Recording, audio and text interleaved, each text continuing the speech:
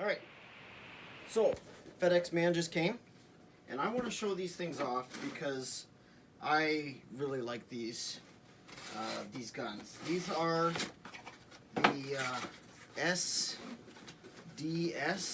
by these things. SDS by Tysus, whatever. I bought a bunch of them, and I bought these from Classic, which I have a soft spot for them.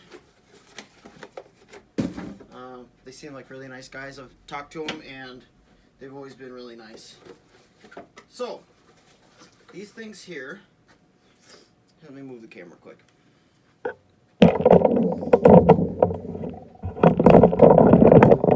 So, these things are really underrated.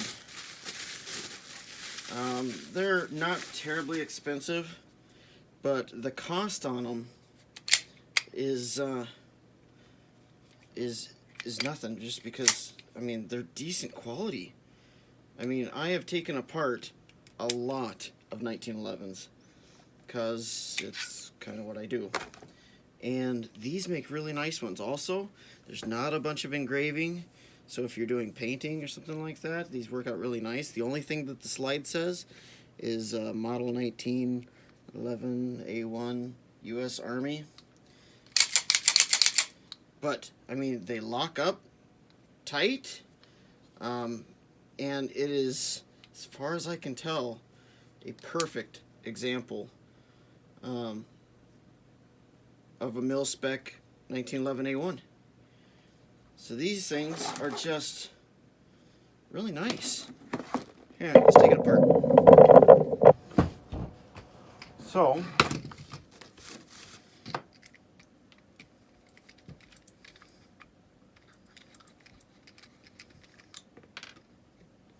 this is typically how my guns end up. About 3 seconds after opening them, they are in pieces because a factory standard gun is a boring gun.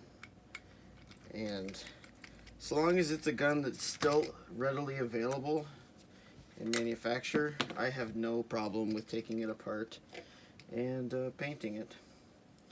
So, first of all, we'll get rid of this.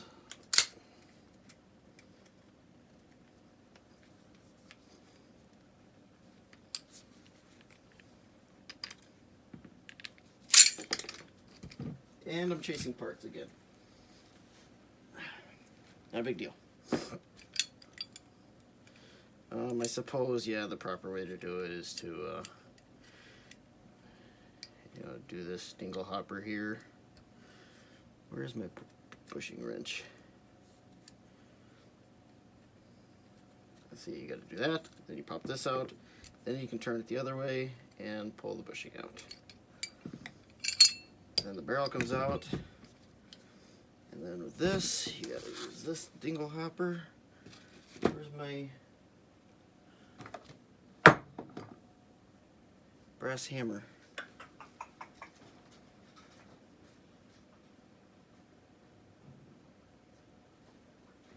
Doesn't matter because I don't have a brass punch, but I suppose here.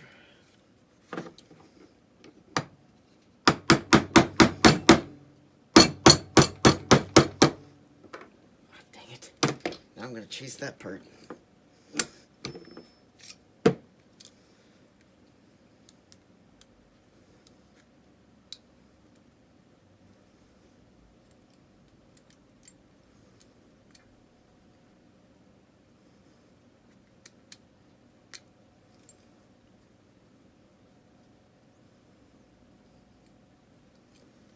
I always struggle on this, even though I know it's like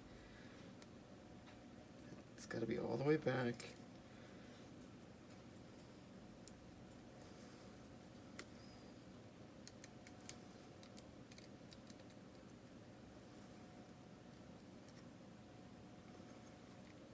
Why? I always have trouble with this.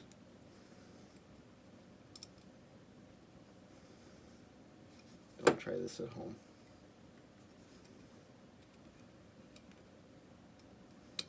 Ah, there it is. I had it too far up. Okay, so that pulls out. That comes out. Then that'll come out.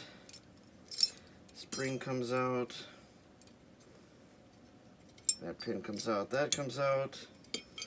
Need a tiny screwdriver.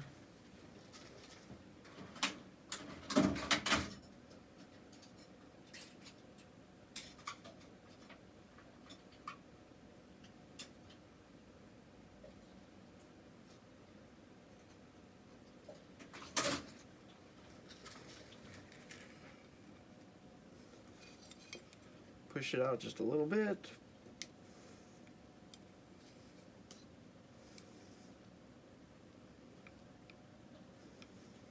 Okay, what am I doing wrong here?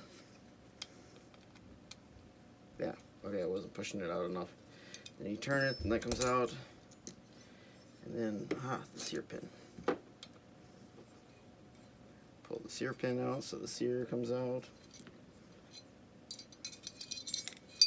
There, it's all apart.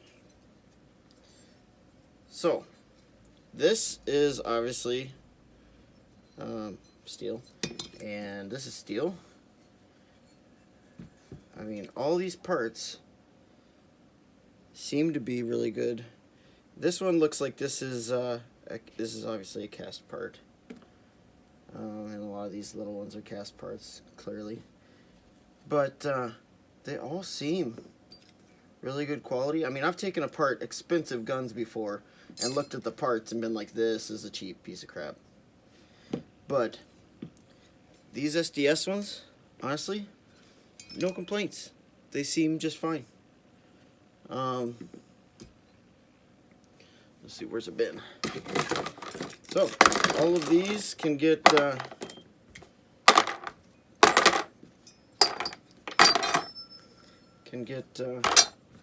sandblasted and ready for coating. And these other parts can go in another bin. And factory grips can kind of get thrown away. Anyway, I wanted to show off the Tisus. So, back over here, I'll show you I'm taking apart. So, these things here. And all in all, these things are well worth the money. If you're looking to get into a 1911 and you're like, oh, I don't want to spend $1 bazillion, but I don't want a cheap piece of junk, these are not bad guns. You know, these, if you don't like the spur trigger, you can swap that out. It's a standard mil spec, so you could swap it out with, a Wilson Combat or something like that. If you don't like the curved, mainspring housing, then you could swap that out with a flat one. But all in all, damn nice gun for what you're paying for these things. I think at the time of shooting this, I think they were $339, I want to say. So a sub 350 1911 that's not a cheap piece of junk is kind of something to say about that. It only comes with one mag, but I mean, realistically, 1911 mags are kind of a dime a dozen. And it's in 45 in case you just like have no clue. Oh, here's something just to throw this out there. I always like this when the mags have got threaded holes on the bottom. So if you want to put mag bases on them, you can. For example, where do I have one with a mag base? I typically sell these, but I sell them with I use the Wilson Combat magazines. But here, let's go into the other room here, and I'll show you some of the other ones. Right. So, if you wanted to make like mammoth tusk mag bases, you can. I mean, it's pretty simple to do. Here's a pile of them. You could make, and they'll fit right to those magazines anyway, is what I'm getting at. So,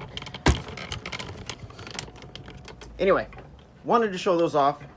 If that's something you like, check out Classic Firearms. Not a sponsor, But like I said, they've always been super nice to me. So, anyway, just want to show this off. Have a great day.